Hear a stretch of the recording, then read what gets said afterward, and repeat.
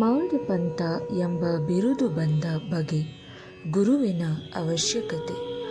ಮೂಲ ಮರಾಠಿ ಕೃತಿಯಲ್ಲಿ ಹಿಂದಿನ ಅಧ್ಯಾಯದಲ್ಲಿ ಲೇಖಕರು ಈ ಕಾರ್ಯವನ್ನು ಕೈಗೊಂಡ ಬಗೆ ಮತ್ತು ಯಾರು ಈ ಕೃತಿಯನ್ನು ಓದಲು ಅರ್ಹರು ಎಂಬುದನ್ನು ತಿಳಿಸುವುದಾಗಿ ಹೇಳಿ ಈಗ ಈ ಅಧ್ಯಾಯದಲ್ಲಿ ಅದನ್ನು ನಿರೂಪಿಸಿರುತ್ತಾರೆ.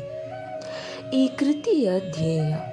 ಈ ಹಿಂದಿನ ಅಧ್ಯಾಯದಲ್ಲಿಯೇ ನಾನು ಶ್ರೀ ಸಾಯಿಬಾಬಾ ಕಾಲೆರಾ ಅಂಟುಜಾಡ್ಯವು ಹರಡುವುದನ್ನು ತಡೆಗಟ್ಟಿದ ಅದ್ಭುತ ಪವಾಡವನ್ನು ವಿವರಿಸಿದ್ದೇನೆ. ಇದಾದ ನಂತರ ಅನೇಕ ಅದ್ಭುತ ಪವಾಡಗಳನ್ನು ಕೇಳಿದೆ. ಅದರಿಂದ ಉಂಟಾದ ಸಂತೋಷದಿಂದ ಈ ಕೃತಿ ಹೊರಹೊಮ್ಮಿದೆ. ಈ ಅದ್ಭುತ ಪವಾಡಗಳ ವಿವರಣೆಯು ಭಕ್ತಕೋಟಿಗೆ ಹಿಡಿಸುತ್ತದೆ ಮತ್ತು ಅವುಗಳ ಶ್ರವಣದಿಂದ ಭಕ್ತರ ಪಾಪಗಳು ನಾಶವಾಗುತ್ತವೆ ಎಂದು ತಿಳಿದು ಅವರ ಉದಾತ್ತವಾದ ಜೀವನ ಚರಿತ್ರೆ ಮತ್ತು ಉಪದೇಶಗಳನ್ನು ಬರೆಯಲು ತೊಡಗಿದೆ. ಈ ಯೋಗಿಯ ಜೀವನ ಚರಿತ್ರೆಯು ತರ್ಕವೂ ಅಲ್ಲ, ತರ್ಕಶಾಸ್ತ್ರವೂ ಅಲ್ಲ. ಇದು ನಮಗೆ ನೈಜವಾದ ಆಧ್ಯಾತ್ಮಿಕ ರಾಜಮಾರ್ಗ.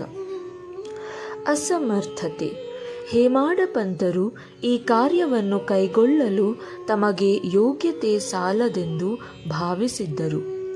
ನನಗೆ ಯಾವ ಆತ್ಮಸ್ನೇಹಿತನ ಜೀವನ ಚರಿತ್ರೆಯೂ ಗೊತ್ತಿರುವುದಿಲ್ಲ. ನನ್ನ ಜೀವನ ಚರಿತ್ರೆಯೇ ನನಗೆ ತಿಳಿಯದು. ಹೀಗಿರುವಾಗ ಓರ್ವ ಮಹಾಯೋಗಿಯ ಜೀವನ ಚರಿತ್ರೆ ಬರೆಯಲು ಸಾಧ್ಯವೇ? ಅವರ ಅವತಾರವನ್ನು ವಿವರಿಸಲು ಶಕ್ಯನೇ? ಮಹಾಯೋಗಿಗಳ ಜೀವನ ಚರಿತ್ರೆ ಬರೆಯಬೇಕಾದರೆ ಅವರೂ ಸಹ ಮಹಾಯೋಗಿಗಳ ಹಾಗೆಯೇ ಇರಬೇಕು. ಇಲ್ಲದಿದ್ದರೆ ಅವರ ಅನುಭವಗಳನ್ನು ಹೊರಗೆಡಹಲು ಹೇಗೆ ಸಾಧ್ಯವಾದೀತು? ಇದೊಂದು ಕ್ಲಿಷ್ಟ ಸಮಸ್ಯೆ. ಮಹಾಸಾಗರದ ಆಳವನ್ನು ಪತ್ತೆ ಹಚ್ಚಬಹುದು, ಗಗನಕ್ಕೆ ವಸ್ತ್ರವನ್ನು ಹೊದಿಸಬಹುದು. ಆದರೆ ಈ ಕೆಲಸ ಗುರುತವಾದುದು, ನಂತರ ನಗೆಗೀಡಾದೇನು ಎಂದು ಹೇಳಿ ಸಾಯಿಯವರ ಆಶೀರ್ವಾದವನ್ನು ಬೇಡಿದೆ ಎಂಬುದಾಗಿ ಕವಿ ಹೇಮಾಡ ಪಂಥ ಹೇಳಿರುತ್ತಾರೆ. ಅತ್ಯಂತ ಹೆಸರುವಾಸಿಯಾದ ಮಹಾರಾಷ್ಟ್ರದ ಕವಿಯೋಗಿಗಳಾದ ಶ್ರೀ ಜ್ಞಾನೇಶ್ವರ ಮಹಾರಾಜರು ಈ ರೀತಿ ಹೇಳಿದ್ದಾರೆ. ಮಹಾಯೋಗಿಗಳು ಭಕ್ತರಿಂದ ತಮ್ಮದೇ ಆದ ವಿಚಿತ್ರ ರೀತಿಯಿಂದ ತಮ್ಮ ಕೆಲಸವನ್ನು ನೆರವೇರಿಸಿಕೊಳ್ಳುತ್ತಾರೆ. ಸಂತರ ಧ್ಯೇಯವನ್ನು ಸಾಧಿಸಲು ಭಕ್ತರು ಬಾಹ್ಯ ಪ್ರತೀಕರಷ್ಟೇ. ಸುಮಾರು 1700 ಶಕರಲ್ಲಿ ಕವಿ ಮಹಿಪತಿಯವರು ಮಹಾಯೋಗಿಗಳ ಅದ್ಭುತ ಜೀವನ ಚರಿತ್ರೆಯನ್ನು ಬರೆಯಲು ಉತ್ಸುಕರಾದರು. ಮಹಾಯೋಗಿಗಳು ಅವರನ್ನು ಪ್ರೇರೇಪಿಸಿ ಆ ಕಾರ್ಯವನ್ನು ಕೈಗೂಡಿಸಿಕೊಂಡರು. ಇದೇ ರೀತಿ 1800 ಶಕರಲ್ಲಿ ದಾಸಗಣೂರವರ ಸೇವೆಯೂ ಸ್ವೀಕರಿಸಲ್ಪಟ್ಟಿತು. ಕವಿ ಮಹಿಪತಿಯವರು 4 ಕೃತಿಗಳನ್ನು ಹೊರಗೆಡಹಿದರು. 1ನೇಯದು ಭಕ್ತ ವಿಜಯ, 2ನೇಯದು ಸಂತ ವಿಜಯ, 3ನೇಯದು ಭಕ್ತ ಲೀಲಾಮೃತ, 4ನೇಯದು ಸಂತ ಲೀಲಾಮೃತ.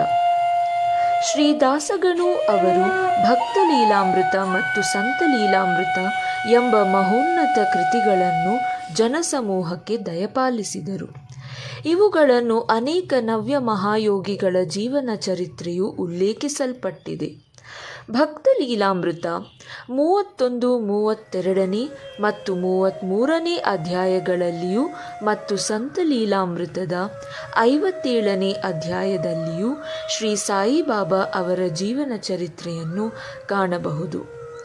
ಇವು ಸಾಯಿಲೀಲಾ ಮಾಸಿಕದ 11, 12 ಮತ್ತು 17ನೇ ಸಂಚಿಕೆಗಳಲ್ಲಿ ಪ್ರಕಟವಾಗಿವೆ.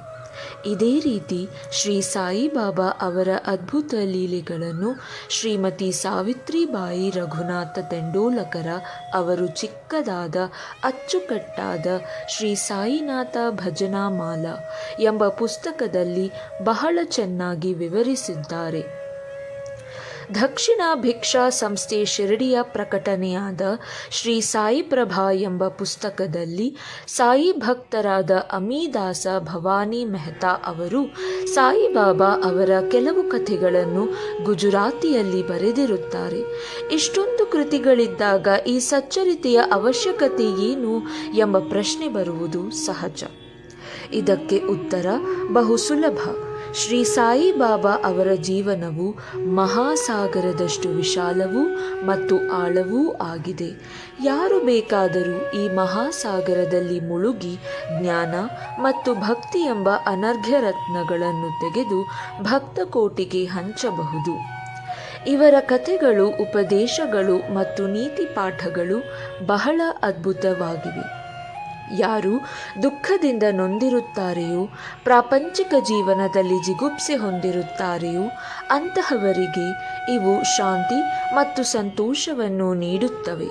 ಪ್ರಾಪಂಚಿಕ ಮತ್ತು ಪರಮಾರ್ಥಿಕ ವಿಷಯಗಳಲ್ಲಿ ಅವರಿಗೆ ಜ್ಞಾನವನ್ನು, ಅರಿವನ್ನು ಉಂಟು ಮಾಡುತ್ತವೆ. ವೇದಗಳಂತೆ ಅಭಿರುಚಿ ಹಾಗೂ ಬೋಧಪ್ರದವಾದ ಶ್ರೀ ಸಾಯಿಬಾಬಾ ಅವರ ಉಪದೇಶಗಳನ್ನು ಯಾರು ಶ್ರದ್ಧೆಯಿಂದ ಕೇಳುತ್ತಾರೆಯೋ ಅವರ ಅಭೀಷ್ಟಗಳು ಸಿದ್ಧಿಸುವವು. ಈ ಕಥೆಗಳನ್ನು ಸಂಗ್ರಹಿಸಿ ಇಡುವುದೇ ನನ್ನ ಮುಖ್ಯೋಪಾಸನೆ. ಶ್ರೀ ಸಾಯಿಬಾಬಾ ಅವರ ದರ್ಶನವನ್ನು ಯಾರಿಗೆ ಪಡೆಯಲು ಆಗಲಿಲ್ಲವೋ ಅಂತಹವರಿಗೆ ಈ ಕೃತಿ ಸಂತೋಷವನ್ನು ದೊರಕಿಸುತ್ತದೆ. ಆದ್ದರಿಂದ ಈ ಕಾರ್ಯದಲ್ಲಿ ನಾನು ಅನುವಾದಿ. ನಾನು ನನ್ನದು ಎಂಬ ಅಹಂಕಾರವನ್ನು ಅವರ ದಿವ್ಯ ಚರಣಾರವಿಂದಗಳಲ್ಲಿ ಅರ್ಪಿಸಿರುತ್ತೇನೆ. ಆದ್ದರಿಂದ ದಾರಿ ಈಗ ಸುಗಮವಾಗಿದೆ ಎಂದು ಭಾವಿಸಿದ್ದೇನೆ. ಅವರು ನನಗೆ ಇಹಪರಗಳೆರಡರಲ್ಲಿಯೂ ಸಂತೋಷವನ್ನು ದೊರಕಿಸಿಕೊಡುತ್ತಾರೆ ಎಂದೇ ನನ್ನ ಅಚಲ ನಂಬಿಕೆ. ನಾನೇ ಸ್ವತಃ ಬಾಬಾ ಅವರ ಅಪ್ಪಣೆ ಪಡೆಯಲಿಲ್ಲ. ಆದುದರಿಂದ ಅವರ ಆತ್ಮೀಯ ಸಖರಾದ ಮಾಧವರಾವ ದೇಶಪಾಂಡೆ, ಶ್ಯಾಮ ಅವರನ್ನು ನನ್ನ ಪರವಾಗಿ ಮಾತಾಡಲು ಬೇಡಿಕೊಂಡೆನು. ಅವರು ಈ ವಿಚಾರವನ್ನು ಬಾಬಾ ಅವರಿಗೆ, ಈ ಅಣ್ಣಾ ಸಾಹೇಬರು ನಿಮ್ಮ ಜೀವನ ಚರಿತ್ರೆ ಬರೆಯಲು ಉತ್ಸುಕರಾಗಿದ್ದಾರೆ. ನಾನು ಬಡ ಫಕೀರ, ನನ್ನ ಜೀವನ ಚರಿತ್ರೆಯ ಅವಶ್ಯಕತೆ ಇಲ್ಲ ಎಂದು ದಯವಿಟ್ಟು ಹೇಳಬೇಡಿ. ನೀವು ಒಪ್ಪಿದರೆ ಅವರು ಬರೆಯಲು ಅನುವಾಗುತ್ತಾರೆ. ತಮ್ಮ ಚರಣ ಸೇವಾ ಬಲವೇ ಈ ಕೆಲಸವನ್ನು ಪೂರ್ತಿ ಮಾಡಿಸಿಕೊಳ್ಳುತ್ತದೆ. ನಿಮ್ಮ ಒಪ್ಪಿಗೆ ಮತ್ತು ಆಶೀರ್ವಾದವಿಲ್ಲದೆ ಯಾವ ಕಾರ್ಯವೂ ಯಶಸ್ವಿಯಾಗಿ ಮುಗಿಯಲಾರದು ಎಂದು ತಿಳಿಸಿದರು. ಆಗ ಬಾಬಾ ಅವರ ಮನ ಕರಗಿ ನನ್ನ ಮಸ್ತಕದ ಮೇಲೆ ಅಭಯ ಹಸ್ತ ಇಟ್ಟು ಉಧಿ ನೀಡಿ ಆಶೀರ್ವದಿಸಿ, ನನ್ನ ಕಥೆಗಳನ್ನು ಮತ್ತು ಅನುಭವಗಳನ್ನು ಸಂಗ್ರಹ ಮಾಡು, ಟಿಪ್ಪಣಿಗಳನ್ನಿಡು, ನಾನು ಸಹಾಯ ಮಾಡುತ್ತೇನೆ. ನೀನು ಕೇವಲ ಬಾಹ್ಯ ಪ್ರತೀಕ. ನಾನೇ ನನ್ನ ಜೀವನ ಚರಿತ್ರೆಯನ್ನು ಬರೆದು ಭಕ್ತರ ಅಭಿಲಾಷೆಗಳನ್ನು ಈಡೇರಿಸುತ್ತೇನೆ. ಅಹಂಕಾರವನ್ನು ತೊರೆದು ನನ್ನ ಪಾದಾರವಿಂದಗಳನ್ನು ಆಶ್ರಯಿಸು.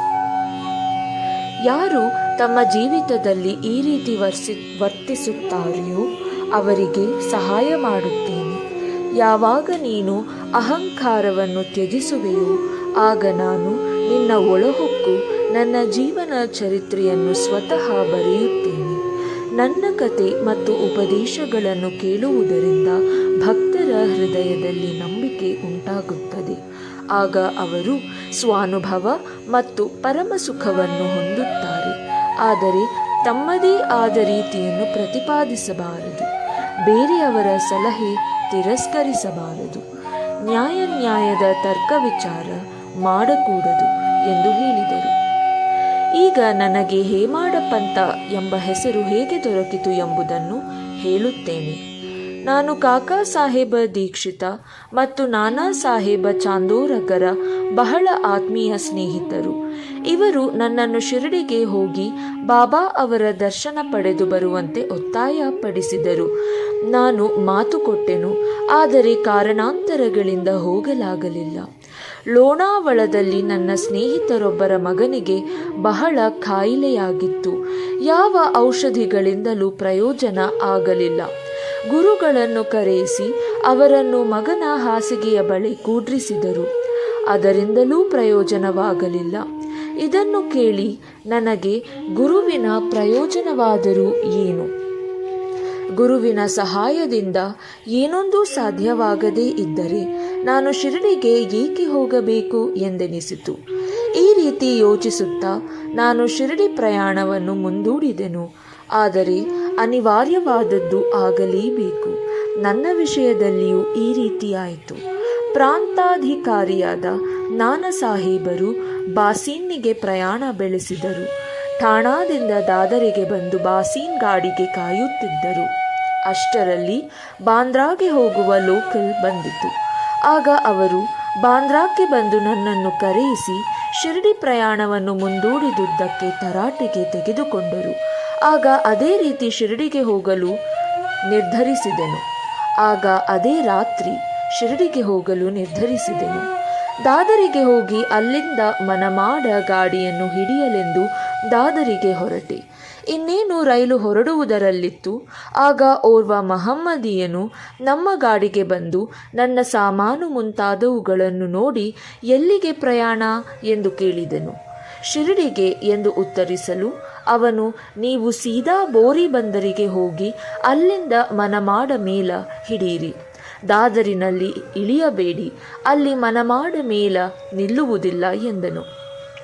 ಈ ಘಟನೆ ನಡೆಯದಿದ್ದರೆ ನನ್ನ ಅಭಿಲಾಷೆ ಪ್ರಕಾರ ನಾನು ಮರುದಿನ ಶಿರಡಿ ತಲುಪಲಾಗುತ್ತಿರಲಿಲ್ಲ.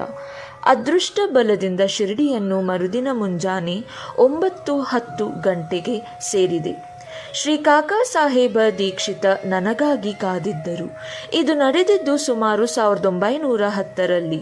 ಆಗ ಶಿರಡಿಯಲ್ಲಿ ಯಾತ್ರಿಕರಿಗೆ ತಂಗಲು ಇದ್ದ ಧರ್ಮಶಾಲೆ ಎಂದರೆ ಸಾಠೇವಾಡ ಒಂದೇ. ಬಂದ ತಕ್ಷಣವೇ ಬಾಬಾ ಅವರ ದರ್ಶನವನ್ನು ಪಡೆಯಲು ಮನಸ್ಸು ಹಾತೊರೆಯುತ್ತಿತ್ತು. ಆಗ ತಾನೇ ತಾತ್ಯಾ ಸಾಹೇಬ ನೂಲಕರರು ಮಸೀದಿಯಿಂದ ಹಿಂತಿರುಗಿ ಬಂದು, ಬಾಬಾ ಈಗ ವಾಡಾದ ಮೂಲೆಯ ಹತ್ತಿರ ಇದ್ದಾರೆ, ಮೊದಲು ಹೋಗಿ ಅಲ್ಲಿ ದರ್ಶನ ಪಡೆಯಿರಿ. ಸ್ನಾನವಾದ ನಂತರ ವಿರಾಮವಾಗಿ ಮಸೀದಿಯಲ್ಲಿ ದರ್ಶನ ಪಡೆಯಿರಿ ಎಂದು ಹೇಳಿದರು. ಇದನ್ನು ಕೇಳಿ ಬಾಬಾ ಅವರ ಕಡೆಗೆ ಕೂಡಲೇ ಬಂದೆ. ನನ್ನ ಸಂತೋಷಕ್ಕೆ ಪಾರವಿಲ್ಲದಾಯಿತು. ಅವರು ಹೇಳಿದುದಕ್ಕಿಂತ ಮಿಗಿಲಾದುದನ್ನು ಕಂಡೆನು. ನನ್ನ ಇಂದ್ರಿಯಗಳೆಲ್ಲವೂ ತೃಪ್ತಿಗೊಂಡವು. ಹಸಿವು ನೀರಡಿಕೆ ದೂರವಾದವು. ಶ್ರೀ ಬಾಬಾ ಅವರ ಚರಣಾರವಿಂದಗಳ ಸ್ಪರ್ಶವಾದ ಕೂಡಲೇ ನಾನು ಪುನರ್ಜನ್ಮ ಹೊಂದಿದಂತಾಯಿತು. ಶ್ರೀ ಅವರ ದರ್ಶನ ಪಡೆಯಲು ಪ್ರೇರೇಪಿಸಿದವರನ್ನು ಸ್ಮರಿಸಿಕೊಂಡೆನು. ನಾನು ಅವರನ್ನು ನನ್ನ ನಿಜವಾದ ಬಂಧುಗಳೆಂದೇ ಭಾವಿಸಿದ್ದೇನೆ.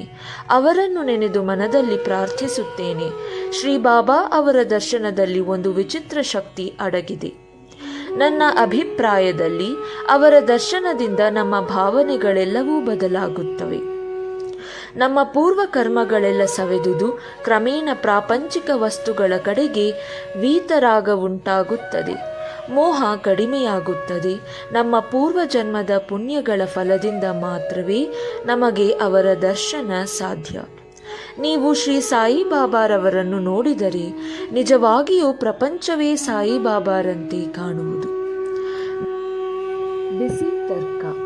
ನಾನು ಶಿರಡಿಗೆ ಬಂದ ದಿನವೇ ಗುರುವಿನ ಅಗತ್ಯದ ಬಗ್ಗೆ ನನಗೂ ಬಾಳಾ ಸಾಹೇಬ ಭಾಟಿಯವರಿಗೂ ದೊಡ್ಡ ಚರ್ಚೆ ನಡೆಯಿತು. ನಮ್ಮ ಸ್ವತಂತ್ರತೆಯನ್ನೇಕೆ ಬಿಡಬೇಕು? ಪರರಿಗೇಕೆ ದಾಸರಾಗಬೇಕು?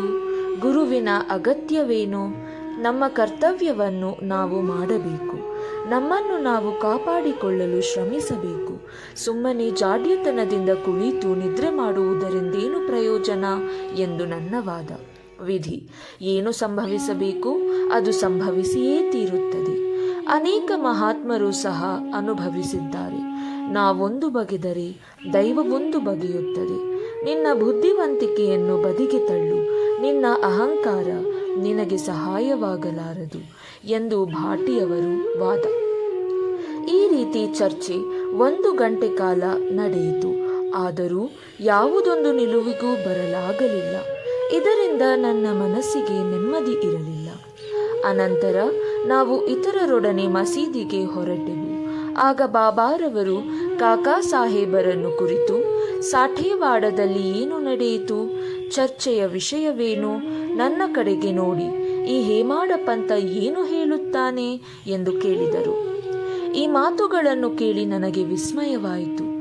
ನಾವು ವಾದ ಮಾಡುತ್ತಿದ್ದ ಸಾಠೇವಾಡ ಮಸೀದಿಯಿಂದ ದೂರದಲ್ಲಿತ್ತು. ಅವರು ಸರ್ವಜ್ಞರಲ್ಲದಿದ್ದ ಪಕ್ಷದಲ್ಲಿ ಈ ವಿಚಾರವನ್ನು ಹೇಗೆ ತಿಳಿಯಲು ಸಾಧ್ಯ? ಭವಿಷ್ಯವಾದಿ ಬಿರುದು. ಶ್ರೀ ಸಾಯಿಬಾಬಾರವರು ನನ್ನನ್ನು ಹೇಮಾಡ ಪಂಥ ಎಂದು ಸಂಬೋಧಿಸಿದುದೇಕೆ ಎಂಬ ಯೋಚನೆ ನನ್ನಲ್ಲಿ ಮೂಡಿತು. ಈ ಪದದ ಮೂಲ ಹೇಮಾದ್ರಿ ಪಂಥ. ಹೇಮಾದ್ರಿ ಪಂಥರವರು ಯಾದವ ಕುಲದ ದೇವಗಿರಿ ಮಹಾರಾಜರಾದ ಮಹಾದೇವ ಮತ್ತು ರಾಮದೇವರಾಜರಿಗೆ ಮಂತ್ರಿಯಾಗಿದ್ದರು. ವಿದ್ಯಾವಂತರೂ ಸದ್ಗುಣ ಸಂಪನ್ನರೂ ಆಗಿ ಚತುರ್ವರ್ಗ ಚಿಂತಾಮಣಿ, ರಾಜ್ಯ ಪ್ರಶಸ್ತಿ ಮುಂತಾದ ಗ್ರಂಥಗಳ ಕರ್ತೃಗಳಾಗಿದ್ದರು. ನವರೀತಿಯ ಲೆಕ್ಕದ ವಿಧಾನವನ್ನು ಕಂಡುಹಿಡಿದಿದ್ದರು. ಮೋಡಿ ಲಿಪಿಯನ್ನು ಸೃಷ್ಟಿಸಿದವರು.